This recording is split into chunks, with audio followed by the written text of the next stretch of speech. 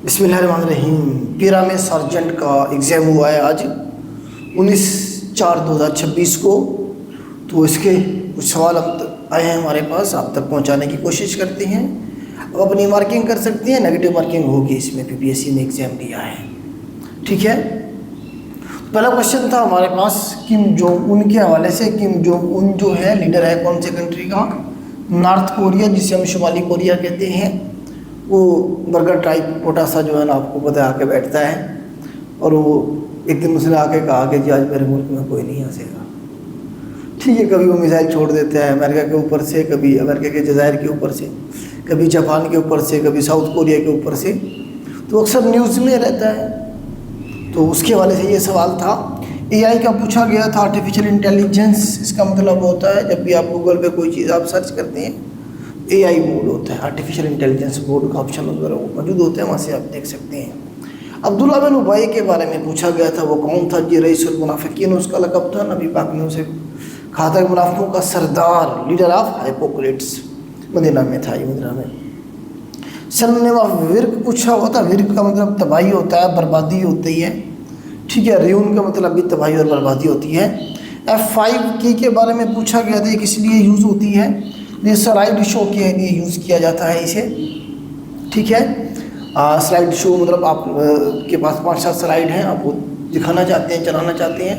जैसे ही आप F5 दबाएंगे, स्लाइड शो मतलब देखिए पूरी स्क्रीन के ऊपर एक एक करके चलना शुरू हो जाएगी।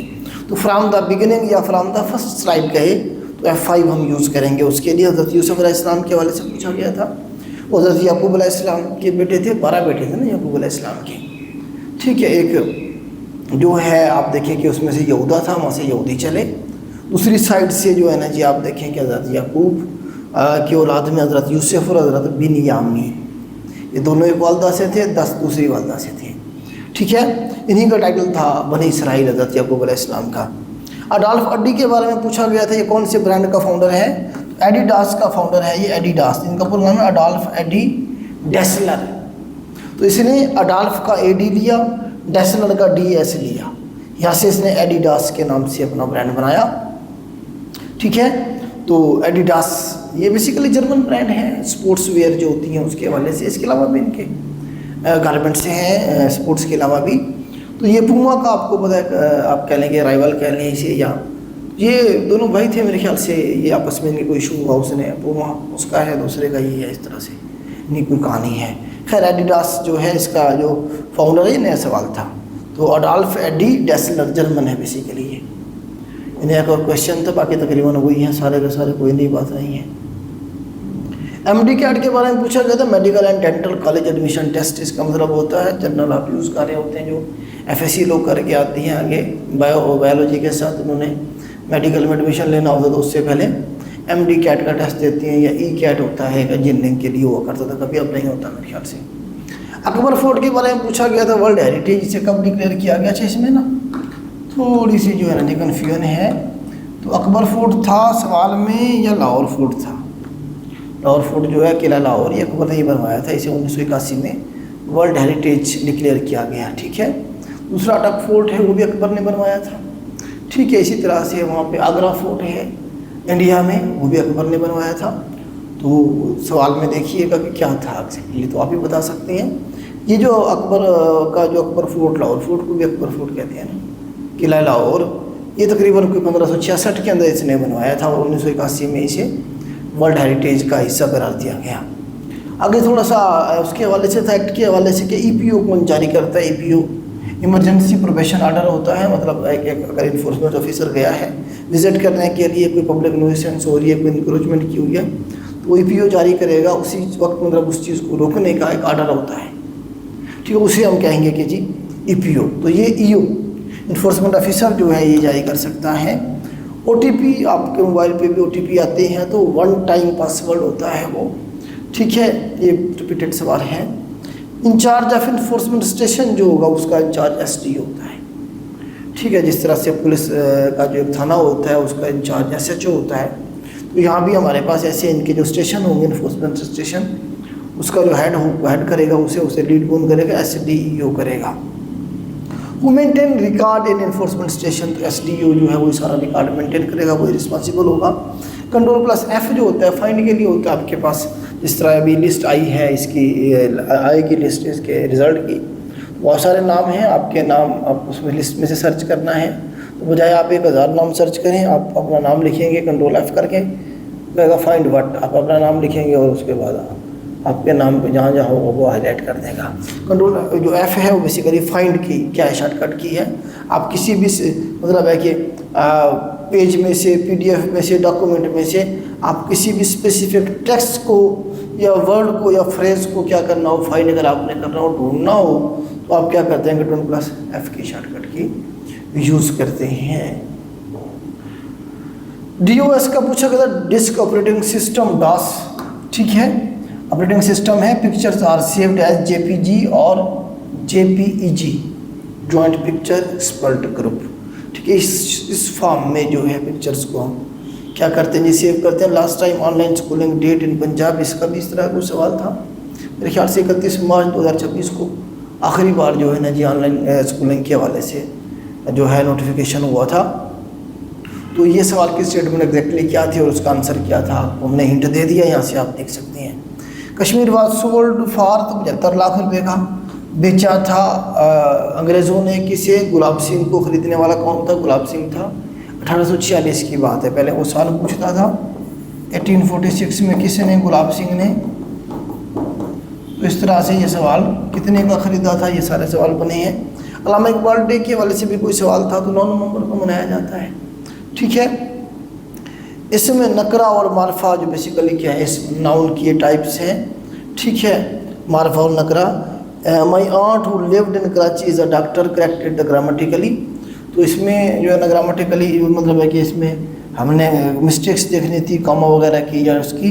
तो माई आंट के बाद कामा हु लिव्स इन कराची, फिर कामा इज़ अ डॉक्टर, एंड पे फुल स्टॉप आना चाहिए था। तो ये इसकी करेक्शन बनेगी, ठीक है, पूरा सेंटेंस है, तो इसमें हमने ये मिस्टेक्स देखनी थी। आगे था rich help the poor, the rich या आर रिच, आर्टिकल की मिस्टेक थी, आर रिच और द रिच में से। इसमें आपको दा लगाना पड़ेगा क्योंकि जो ये रिच है पूरी की पूरी क्लास को रिप्रेजेंट कर रहा है कि अमीर क्या करते हैं जी, गरीब को हेल्प करते हैं। The rich help the poor, ठीक हो गया जी। Which formula is use for add the numbers in an Excel, तो सम से हम क्या कर सकते हैं जी, एडिशन कर सकते हैं।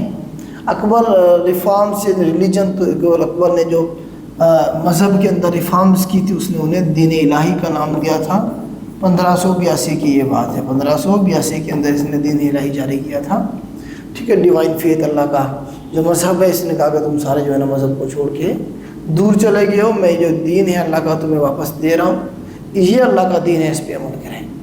इसके ऊपर बड़ी तनकीद भी हुई थी। इसने अपने आप को वो सेकेंडरी फार्मर मुजद्दिद अल-अफ़सानी कहना शुरू कर दिया था। इसके खिलाफ फिर शेख अहमद सरहंदी जो हैं वो खड़े हो गए थे, उन्होंने कहा नहीं, ये दीन इलाही नहीं है, ये अकबर का खुद का बनाया गया दीन है। कैसे बनाया था उसने, सारे मज़ाहिब से अच्छी अच्छी चीज़ें उठाई, उन्होंने जो है ना जी मिक्स किया, मिक्स करके दे दिया, उन्होंने कहा ये अल्लाह का दीन है, ठीक है, जो कि वक्त के साथ एक तारीख बन गया। ऑपरेशन रद्दुल फसाद के बारे में पूछा गया, इसका मकसद क्या था, इसका मीनिंग पूछता था पहले ना रद्दुल फसाद का। रद्दुल फसाद का मतलब होता है एलिमिनेशन ऑफ डिस्कॉर्ड, ठीक है। तो elimination the residual threat of the terrorism, basically terrorism का जो थ्रेट था उसे जो है ना जी एलिमिनेट करना, ख़त्म करना इसका मकसद था। मुइज़नबर्ग बीच के बारे में ये नया सवाल था। अपने रद्दुल फसाद तो पुराना सवाल है। मुइज़नबर्ग बीच जो है ये केप टाउन में अफ्रीका, साउथ अफ्रीका की बात कर रहा हूँ। कौन सा कंट्री है, साउथ अफ्रीका। देखिएगा वहाँ क्या पूछा हुआ था, साउथ मुल्क का पूछा गया था या सिटी का पूछा गया था। केप टाउन फॉल्स बे है, ये उसके करीब मौजूद है, ये नया सवाल है। बर्लिन वॉल वाला पुराना सवाल है, तो ये बनाई गई थी जर्मनी को 2 हिस्सों में तकसीम करने के लिए। 1961 में बनाई गई और 1989 में इसे गिरा दिया गया, 28 साल तक ये रही, ठीक है। मकसद क्या था पूछता है वो, मकसद ये था कि जो ईस्ट जर्मनी के लोग हैं वेस्ट जर्मनी ना जा सके, उन लोगों का मकसद था। Headquarter of transparency international Berlin में है, जर्मनी में है। ट्रांसपेरेंसी इंटरनेशनल 1993 में मेरे ख्याल से बनाई गई थी। ये करप्शन वगैरह के इंडेक्स जारी करती है कि कौन सा मुल्क कितना करप्ट है, और उसके हवाले से जो रिपोर्ट्स हैं वो यही जारी करती है ट्रांसपेरेंसी के हवाले से।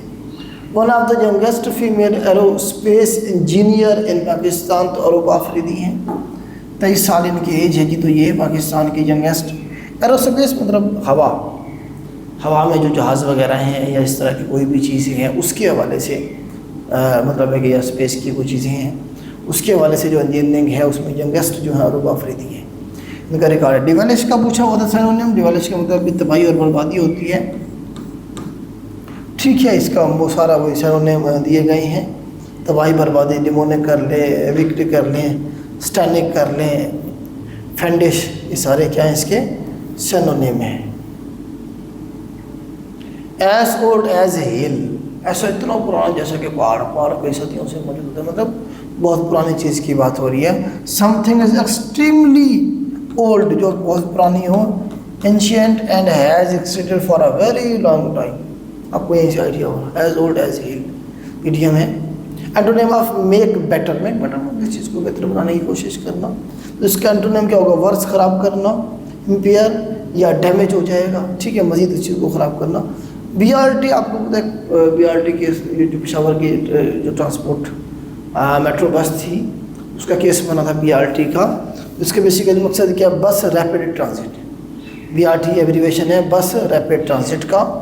Which one is from the network, तो इसमें से जो लैन है ये नेटवर्क है, लोकल एरिया नेटवर्क, लैन, वैन और मैन, ठीक है। ये 3 बड़े नेटवर्क है, वो तो बाकी पार्ट है कंप्यूटर के, नेटवर्किंग नहीं है ये। डोंट जज a book by its cover, repeated MCQs हैं। सूरह अल-अनफाल में जो है ना जी माल और औलाद को क्या कहा गया है, तो आजमाइश कहा गया है, ठीक है।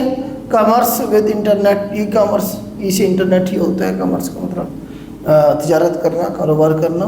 बनी इसराइल का मतलब क्या है, ये सवाल आया हुआ था। बनी इसराइल बेसिकली याकूब अलैहिस्सलाम का जैकब कहते हैं, यहूदी से जैकब, उनका टाइटल है था इसराइल। इसका मतलब होता है अल्लाह के बंदे, मतलब क्या अल्लाह के बंदे, और इसराइल का मतलब अल्लाह के बंदे। बनी इसराइल का मतलब क्या है, चिल्ड्रन ऑफ इसराइल। बनी का मतलब औलाद, असल में इसराइल अलैहिस्सलाम के ना, इसराइल अलैहिस्सलाम का कौन से नबी को कहती हैं, हज़रत याकूब अलैहिस्सलाम को। इनके 12 बेटे थे, अभी मैंने आपको बताया। इनके 12 बेटों से आगे 12 कबीले बने, तो वो 12 बेटे जो थे वो और उनकी जो औलाद है सारी की सारी क्या कहलाई, आगे चल के बनी इसराइल कहलाई। तो क्या बना, चिल्ड्रन ऑफ इसराइल कहने, मतलब इसराइल को मतलब इसराइल किसका लक़ब था, हज़रत याकूब अलैहिस्सलाम का लक़ब था। ये पूछता है सवाल। डिसेंडेंट्स भी कह सकते हैं, मतलब पैरोकार उसके अगले चलने वाले, डिसेंडेंट ऑफ इसराइल, ठीक है। तो ये बेसिकली हज़रत याकूब के साथ एसोसिएटेड हैं। करंट नोबेल प्राइज़ विनर जो था मेडिसिन और फ़िलासफ़ी के पूछे गए थे, तो ये मुश्किल से नाम है, देख लें इसे एक दफ़ा। मैरी बर्कनाउ, फ्रेड रेम्सडेल एंड शमून, ये 3 नाम हैं।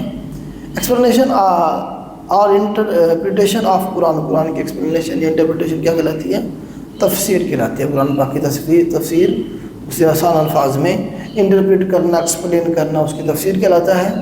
एक्सीलेंट वर्क है यार, एक्सीलेंट इज, देखिए हमारे पास एक्सीलेंट वर्क जो है ना जी, वर्क क्या है, नाउन है। जो चीज़ नाउन को कुछ ना कुछ नाउन के बारे में बताया, एक्स्ट्रा इन्फॉर्मेशन दे, वो एडजेक्टिव होता है हमारे पास।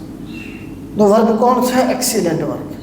तो एक्सीलेंट क्या हुआ, एडजेक्टिव हुआ। IBD के बारे में पूछा गया था, तो ये हमारे पास इस्लामिक डेवलपमेंट बैंक इसका एब्रीवेशन है, और 1975 में ये बनाया गया था जद्दा के अंदर। असल में ये वो दौर था जब OIC बन रही थी पाकिस्तान में। 1974 में आपको पता है कि OIC की मीटिंग हुई, पूरी दुनिया के लीडरान, वो इस्लामी ब्लॉक और भुट्टो साहब, वो सारा आपको पता है, शाह फैसल और जो है ना जी ये सारे बड़े बड़े लीडरान जो थे, ममर कज़ाफ़ी।